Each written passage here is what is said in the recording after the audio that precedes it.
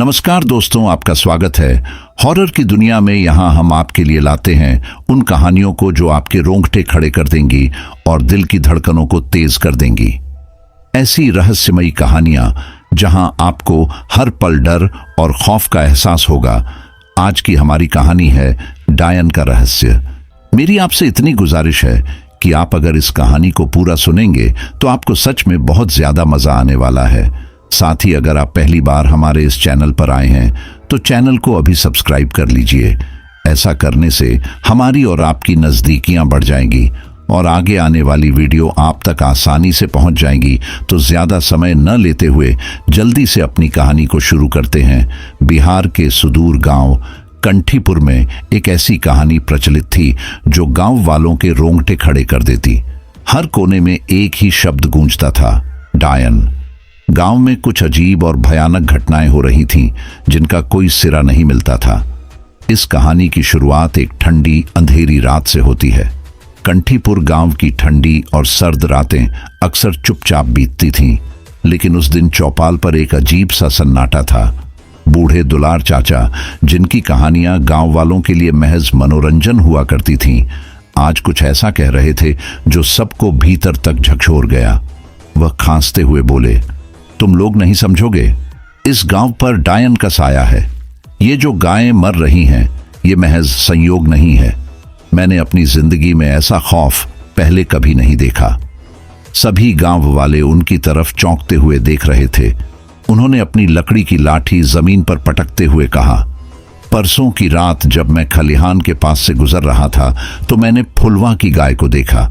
उसकी हालत, वो ऐसे मरी थी जैसे किसी ने उसका खून चूस लिया हो। न खून का कोई धब्बा था, न चोट का कोई निशान, और उसकी आंखें सफेद थीं जैसे किसी ने उसकी रूह निकाल ली हो। यह सुनते ही गांव के कई लोग बेचैनी में इधर उधर देखने लगे। फुलवा, जो अब तक चुपचाप बैठी थी, अचानक रो पड़ी। उसने कहा, चाचा सच कह रहे हैं, मैंने भी उस रात अजीब चीजें देखी थीं। मेरी गाय बिना किसी आवाज के मरी थी, और जब मैं वहां पहुंची तो लगा जैसे किसी की परछाई वहां से तेजी से भागी हो।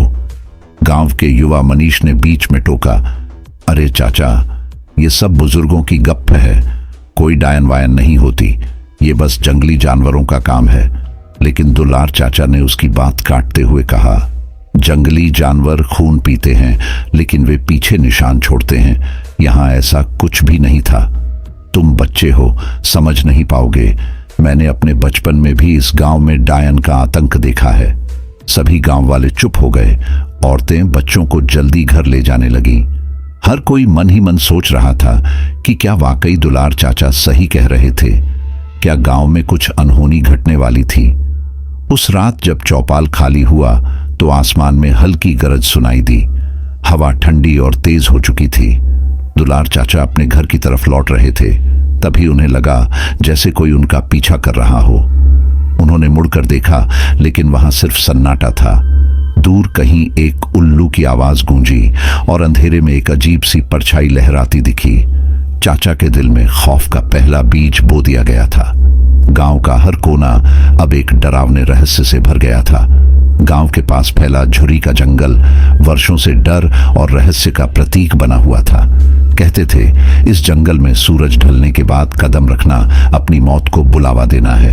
यह डर केवल कहानियों तक सीमित नहीं था। जो भी रात के समय उस जंगल में गया, वह या तो वापस नहीं लौटा, या लौटा तो ऐसा बदला हुआ था कि अपनी बातों से औरों को डराने लगा। उस दिन गांव के 4 युवकों रघु, मनीष, सुरेश और रामू ने ठान लिया कि वे इस डर को झूठा साबित करेंगे। मनीष, जो सबसे बहादुर माना जाता था, बोला, अरे ये सब बुजुर्गों की बातें हैं, कोई डायन वायन नहीं होती। अगर सच्चाई है तो आज हम उसे खुद देखेंगे। झुरी का जंगल क्या है, मैं आज उसे दिन में बदल कर दिखाऊंगा। चारों युवक रात के करीब 10 बजे लाठी, डंडे और एक पुरानी लालटेन लेकर जंगल की ओर बढ़े। गांव के बुजुर्गों ने उन्हें रोकने की बहुत कोशिश की, लेकिन उनकी हिम्मत के सामने कोई तर्क काम नहीं आया। जंगल में घुसते ही ठंडी हवा का एक झोंका उनकी हिम्मत को थोड़ा डगमगाने लगा। वहां का अजीब सा सन्नाटा और सूखे पत्तों की चरमराहट उनके कदमों को धीमा कर रही थी। लालटेन की हल्की रोशनी में उन्हें सिर्फ घने पेड़ों की परछाइयां दिखाई दे रही थीं। कुछ भी नहीं है यहां, मनीष ने हंसते हुए कहा। डायन डायन, सब मनगढ़ंत है। लेकिन तभी रघु, जो सबसे पीछे चल रहा था, चिल्ला उठा, रुको रुको, वो देखो। तीनों ने मुड़कर देखा। झाड़ियों के पीछे से कुछ चमकती हुई लाल आंखें उन्हें घूर रही थीं। उनका दिल धड़कने लगा। सुरेश ने घबराकर कहा, शायद कोई जानवर है, ज्यादा मत सोचो, चलो आगे बढ़ते हैं। लेकिन जैसे ही वे आगे बढ़े, उन लाल आंखों के साथ एक परछाई भी दिखाई दी। वह परछाई इंसान जैसी थी, लेकिन असामान्य रूप से लंबी। अचानक वह परछाई झाड़ियों से बाहर निकल आई। लंबा काला चेहरा, बिखरे हुए बाल और आंखें ऐसी जैसे उनमें आग जल रही हो। रामू डर के मारे चिल्लाने लगा, भागो, ये कोई औरत नहीं है, ये डायन है। तीनों युवक भागने लगे, लेकिन रघु वहीं खड़ा रह गया, जैसे उसके पैर जमीन में जमे हों। उसने सिर्फ इतना कहा, तुम लोग जाओ, मुझे बुला रही है। मनीष ने पीछे मुड़कर उसे खींचने की कोशिश की, लेकिन तभी वह परछाई एक काली धुंध में बदल गई और रघु को अपनी तरफ खींच लिया। रघु का शरीर अकड़ने लगा, उसकी आंखें सफेद हो गईं और फिर वह जंगल के अंधेरे में गायब हो गया। बाकी तीनों किसी तरह चीखते चिल्लाते गांव लौटे। उनकी हालत देख सभी हैरान थे। उनके कपड़े फटे हुए थे और उनकी आंखों में खौफ साफ झलक रहा था। सुरेश ने कांपती आवाज में कहा, रघु, वो रघु नहीं रहा, वो डायन उसे ले गई। उस रात कंठीपुर में कोई नहीं सो पाया। झुर्री का जंगल अब केवल एक जंगल नहीं था, वह एक भयानक रहस्य का गढ़ बन चुका था। रघु के गायब होने के बाद गांव में डर और दहशत का माहौल और भी गहरा हो गया। लोग अब रात के समय अपने घरों से बाहर निकलने से कतराने लगे, लेकिन घटनाएं थमने का नाम नहीं ले रही थीं। हर रात गांव के बीच बने पुराने कुएं के पास से किसी औरत के रोने की आवाज सुनाई देती। यह आवाज इतनी करुणा और दर्द से भरी होती कि जो भी उसे सुनता उसके रोंगटे खड़े हो जाते। गांव के एक युवक बिरजू ने हिम्मत करके उस आवाज का पीछा करने की ठानी। वह आधी रात को अपने हाथ में एक जलता हुआ मशाल लेकर कुएं की तरफ गया। कुएं के पास पहुंचते ही उसने देखा कि एक औरत सफेद साड़ी में लिपटी हुई, बालों को चेहरे पर गिराए कुएं के पास बैठी है। उसका सिर नीचे झुका हुआ था और वह बुदबुदा रही थी, कौन है? तुम इस वक्त यहां क्या कर रही हो? बिरजू ने कांपती आवाज में पूछा। औरत ने धीरे धीरे अपना सिर उठाया। उसका चेहरा अजीब तरह से सफेद और भावशून्य था, जैसे किसी गुड़िया का, लेकिन उसकी आंखें लाल थीं, जैसे जलते अंगारे। बिरजू के दिल की धड़कन तेज हो गई। औरत की आवाज गूंजी, जो कहीं से भी इंसानी आवाज नहीं लग रही थी। क्यों आए हो यहां? क्या तुम भी मेरी तरह मरना चाहते हो? बिरजू का शरीर जड़ हो गया। वह भागने की कोशिश कर रहा था, लेकिन उसके पैर जैसे जमीन से चिपक गए थे। तभी औरत ने जोर से हंसना शुरू कर दिया। उसकी हंसी कुएं में गूंजती हुई पूरे गांव तक फैल गई। बिरजू ने किसी तरह खुद को संभाला और गांव की तरफ दौड़ा। वह जैसे तैसे चौपाल तक पहुंचा और सबको बुलाकर अपनी आपबीती सुनाई। उसकी हालत देखकर किसी ने उसकी बात को झूठ नहीं माना। बिरजू ने बताया, उस औरत ने कहा वह मुझे भी अपनी तरह बनाना चाहती है, लेकिन जब मैंने भागने की कोशिश की तो उसकी परछाई ने मुझे पकड़ने की कोशिश की। मैंने महसूस किया कि वह इंसान नहीं थी, वह कुछ और थी। गांव के बुजुर्गों ने उस औरत का वर्णन सुनकर तुरंत कह दिया, डायन है वो, वही डायन है जो इस गांव की बर्बादी का कारण बनी है। उसकी रूह अभी तक चैन से नहीं है। दुलार चाचा, जो सब चुपचाप सुन रहे थे, बोले, यही औरत उस रात भी जंगल में दिखी थी, जो रघु को ले गई थी। यह डायन हमारी गलती का परिणाम है। हम इसे नहीं रोकेंगे तो यह पूरे गांव को खा जाएगी। उस दिन से गांव वालों ने रात के समय कुएं के पास जाने पर पाबंदी लगा दी। लेकिन सवाल यह था, क्या वह औरत सचमुच डायन थी या फिर यह किसी और बड़ी रहस्य का हिस्सा था? गांव में हर कोई यह सोच रहा था कि अगला शिकार कौन होगा। अब डर केवल रात तक सीमित नहीं था, दिन में भी लोग एक दूसरे की आंखों में वही सवाल पढ़ सकते थे। कंठीपुर गांव के चौपाल पर अब हर शाम गांव वाले इकट्ठा होने लगे। दिन में भी गांव के कोने कोने में सिर्फ एक ही चर्चा थी, डायन। हर किसी के मन में डर का माहौल था और हर कोई यह जानना चाहता था कि ये रहस्यमयी घटनाएं आखिर कहां तक जाएंगी। उस शाम चौपाल पर मुखिया रामसेवक ने सभी को बुलाया। चौपाल पर गांव की औरतें, बूढ़े और बच्चे भी डरते डरते जमा हुए। सिर झुकाए हुए रामसेवक बोले, जो हो रहा है वो अब सिर्फ डर नहीं है, ये सच है। रघु गायब हो गया। बिरजू जो देख कर आया वो सबने सुना। और अब आज सुबह रामसेवक ने रुककर एक गहरी सांस ली। उनकी आवाज भारी और कांपती हुई थी। आज सुबह मुझे अपनी दहलीज पर एक चिट्ठी मिली है। यह सुनते ही पूरा चौपाल सन्नाटे में डूब गया। दुलार चाचा ने आगे बढ़कर पूछा, कौन सी चिट्ठी, क्या लिखा है उसमें? रामसेवक ने जेब से एक मुड़ी तुड़ी चिट्ठी निकाली और सबको दिखाते हुए पढ़ने लगे। चिट्ठी पर लाल स्याही से कुछ अजीब से शब्द लिखे थे। लिखा था, तुमने जो किया है उसकी सजा सबको मिलेगी। मैं वापस आ गई हूं। कंठीपुर को अब मुझसे कोई नहीं बचा सकता। डायन। यह सुनकर सबकी आंखें फटी की फटी रह गईं। चौपाल पर बच्चों ने रोना शुरू कर दिया और औरतें अपने चेहरों पर आंचल रखकर मुंह दबाने लगीं। सुरेश, जो रघु के साथ जंगल गया था, घबराकर बोला, ये वही डायन है जो हमें जंगल में दिखी थी। मैंने उसकी आंखों को देखा था, ये वही होगी। मनीष, जो अब तक बहादुरी का दिखावा कर रहा था, एकदम गुस्से में उठ खड़ा हुआ। चिट्ठी से डरने की जरूरत नहीं है, ये किसी की शरारत है। कोई गांव वालों को डराना चाहता है। डायन वायन कुछ नहीं होती, हम सभी इस डर से बाहर निकल सकते हैं। लेकिन उसके तर्कों का किसी पर असर नहीं पड़ा। तभी चौपाल के कोने से बड़की माई, जो हमेशा शांत रहती थीं, बोली, डायन मजाक नहीं होती मनीष। तुम्हारे जैसे लोग इसे माने या ना माने, लेकिन मैं जानती हूं कि इस गांव पर श्राप है। मुखिया ने सबको शांत करने की कोशिश की, लेकिन तभी एक और डरावनी घटना घटी। चौपाल के ठीक ऊपर टंगे पीपल के पेड़ से एक झटके में पत्ते गिरने लगे। हवा अचानक तेज हो गई और ऐसा लगा जैसे किसी ने वहां से गुस्से में चीख मारी हो।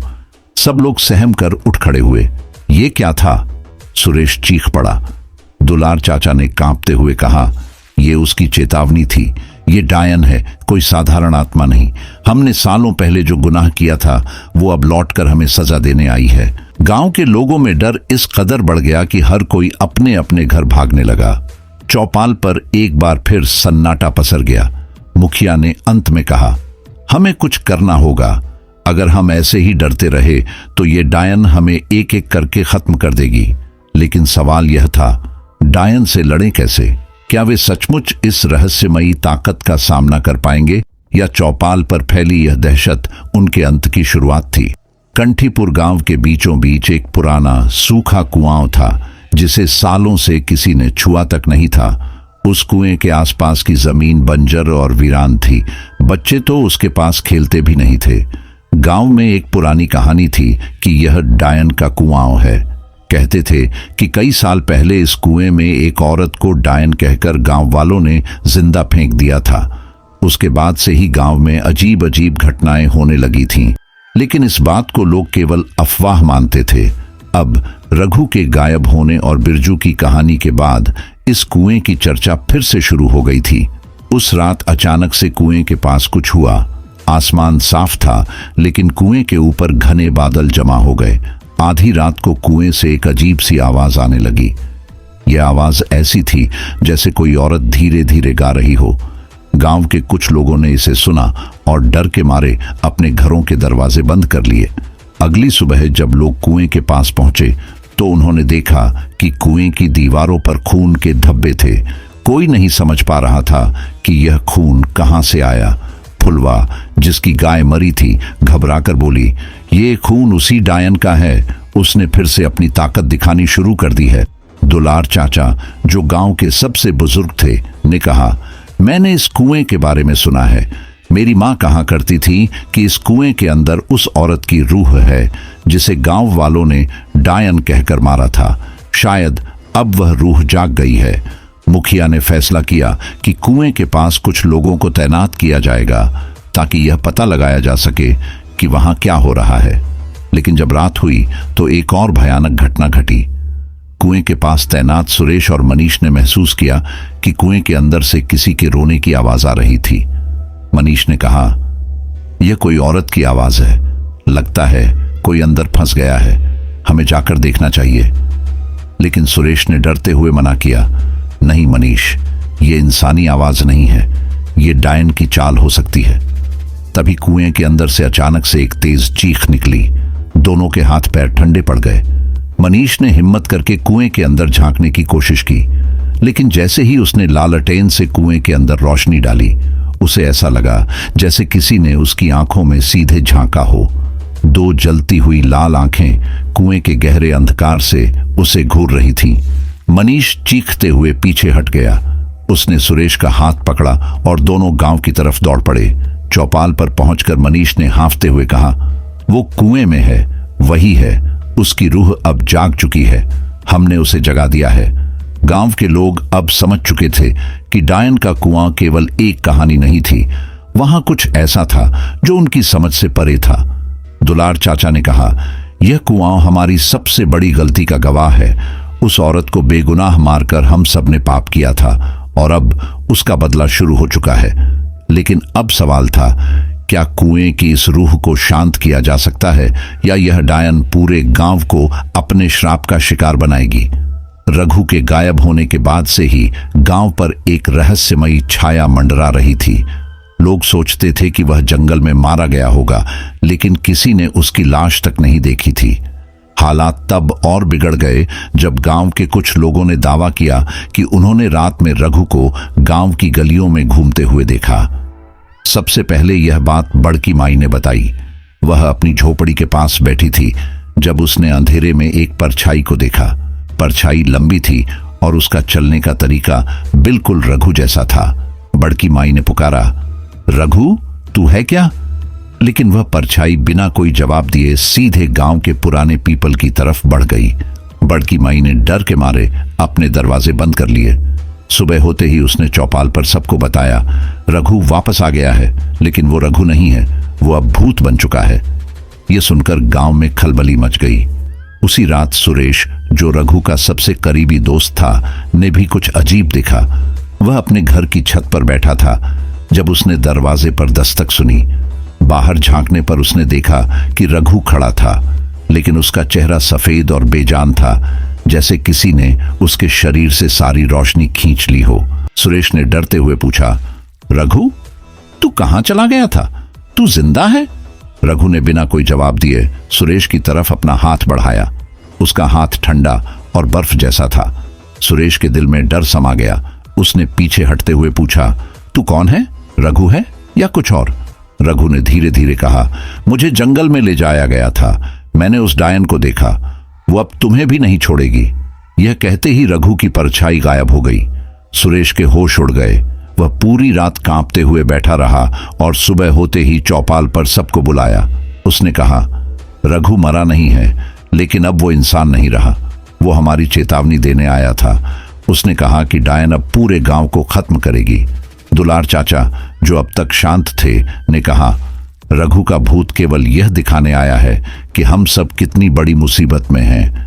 अगर हमने कुछ नहीं किया तो अगला शिकार कोई और होगा।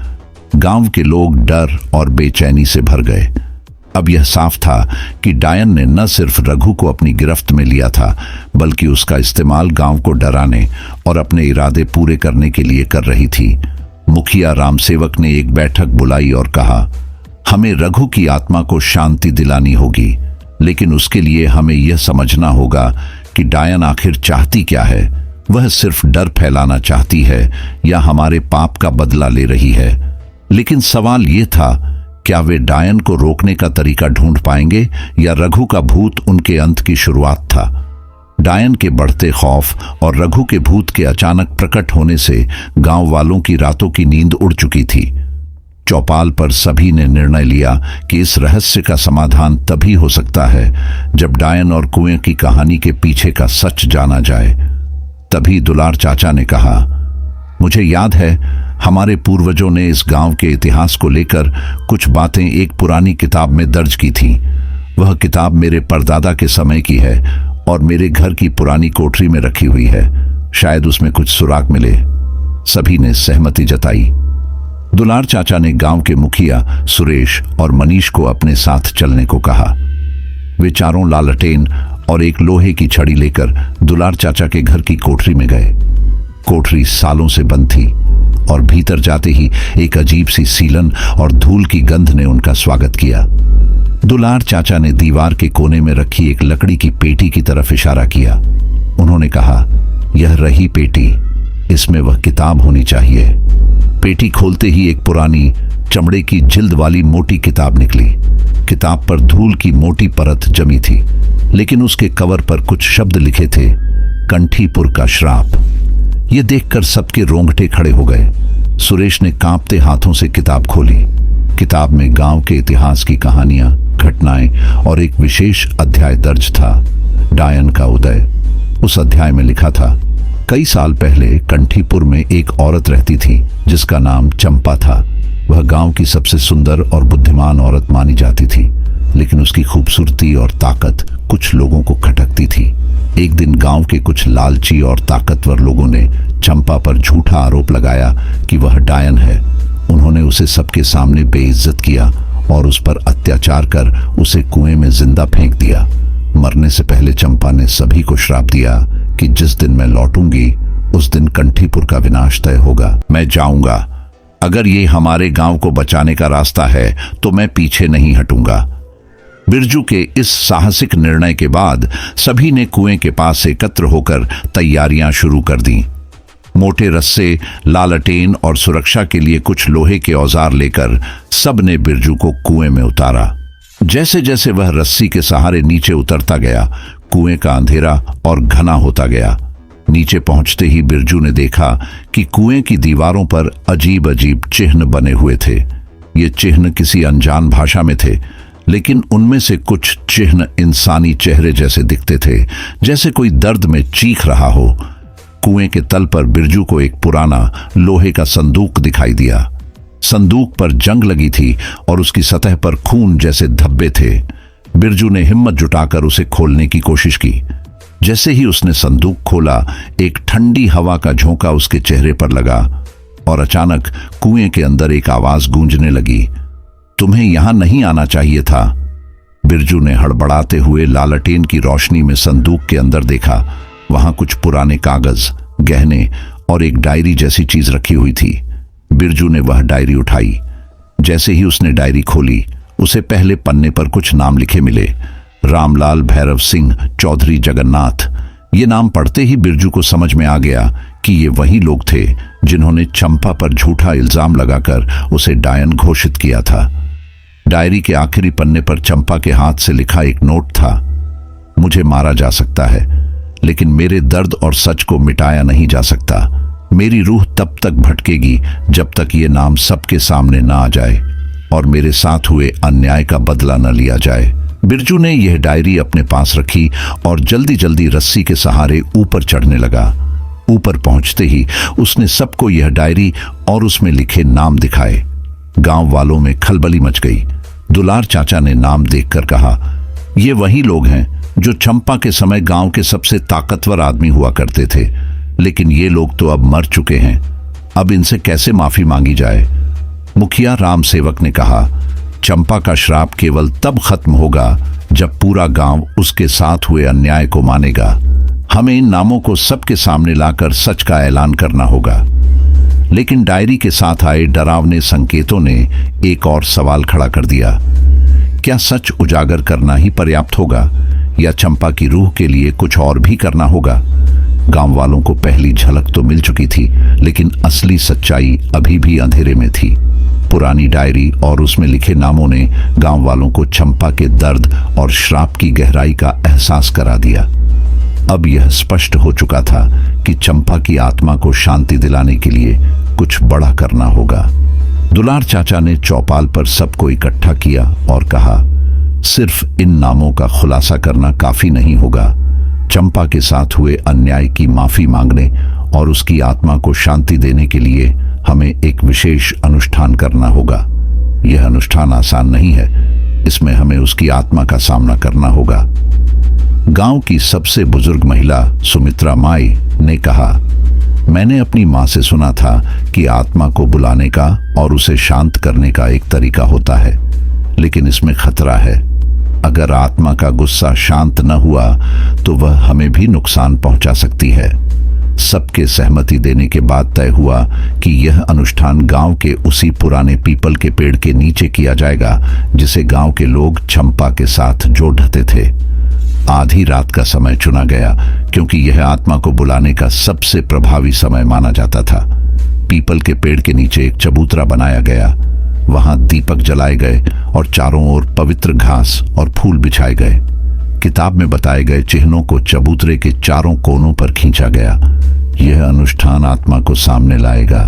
हमें उसे शांत करने के लिए माफी मांगनी होगी और यह साबित करना होगा कि गांव को अपने पाप का पछतावा है। जब अनुष्ठान शुरू हुआ तो सुमित्रा माई ने मंत्र पढ़ने शुरू किए। वातावरण अचानक से ठंडा होने लगा। हवा शांत थी, लेकिन एक अजीब सी सरसराहट हर दिशा से सुनाई देने लगी। दीपक की लौ हिलने लगी और पेड़ की शाखाएं ऐसे हिलने लगीं जैसे किसी अदृश्य शक्ति ने उन्हें पकड़ रखा हो। तभी अनुष्ठान के केंद्र में एक तेज धुंध बननी शुरू हुई। धीरे धीरे वह धुंध एक आकृति में बदल गई। यह चंपा की आत्मा थी। उसका चेहरा गुस्से और दर्द से भरा हुआ था। उसकी जलती हुई लाल आंखें सबको घूर रही थीं। गांव वाले डर के मारे कांपने लगे, लेकिन सुमित्रा माई ने हिम्मत दिखाते हुए कहा, चंपा, हम तुम्हारे साथ हुए अन्याय के लिए माफी मांगते हैं। हमें हमारे पापों का पछतावा है। इन नामों को हमने उजागर कर दिया है। तुम्हारा सच अब दुनिया के सामने है। चंपा की आत्मा एक पल के लिए स्थिर रही। उसकी आवाज गूंजी, सालों तक मैं इस गांव के अन्याय का बोझ उठाती रही। मेरे दर्द को किसी ने नहीं समझा। तुम लोग मुझे मार सकते थे, पर मेरे सच को कभी खत्म नहीं कर सकते थे। क्या यह पछतावा सच में गहरा है या तुम सिर्फ अपने डर से भाग रहे हो? मुखिया रामसेवक ने कांपती आवाज में कहा, हमने सचमुच गलती की है। हम सब उस समय के पापों के लिए शर्मिंदा हैं। यह गांव अब हमेशा तुम्हारे साथ हुए अन्याय को याद रखेगा और इसे कभी दोहराएगा नहीं। चंपा की आत्मा ने तेज चीख मारी और चारों तरफ अंधेरा छा गया। सबको ऐसा लगा जैसे धरती हिल रही हो। कुछ पल के बाद चंपा की आवाज फिर से गूंजी, अगर यह सच है तो यह श्राप यहीं खत्म होगा, लेकिन याद रखना, अगर यह माफी झूठी हुई तो मैं वापस आऊंगी और तब कंठीपुर को कोई नहीं बचा सकेगा। आत्मा धीरे धीरे गायब होने लगी और वातावरण सामान्य हो गया। सुमित्रा माई ने अनुष्ठान को पूरा किया और कहा, हमने आत्मा को शांत करने की कोशिश की है। अब यह इस गांव पर निर्भर है कि वह इस माफी को सच्चाई से निभाए। लेकिन क्या यह माफी चंपा के गुस्से को हमेशा के लिए शांत कर पाई या यह केवल एक शुरुआत थी? इस सवाल का जवाब केवल समय ही दे सकता था। भूतिया अनुष्ठान के बाद गांव में कुछ दिनों तक शांति बनी रही। चंपा की आत्मा के गुस्से को शांत करने की कोशिश ने सभी को राहत दी थी, लेकिन उस रात के बाद से गांव में एक अजीब सी खामोशी छा गई थी। लोग अब पहले से ज्यादा डरपोक और सतर्क हो गए थे। गांव के लोग दिन में तो सामान्य दिखते थे, लेकिन रात होते ही उनका दिल डर से कांपने लगता। मुखिया रामसेवक, सुरेश और दुलार चाचा सभी इस बात से चिंतित थे कि क्या चंपा की आत्मा सच में शांति पा चुकी थी। क्या अनुष्ठान ने उसका गुस्सा ठंडा कर दिया था या वह केवल एक और तैयारी कर रही थी? गांव में कुछ अजीब घटनाएं होने लगीं।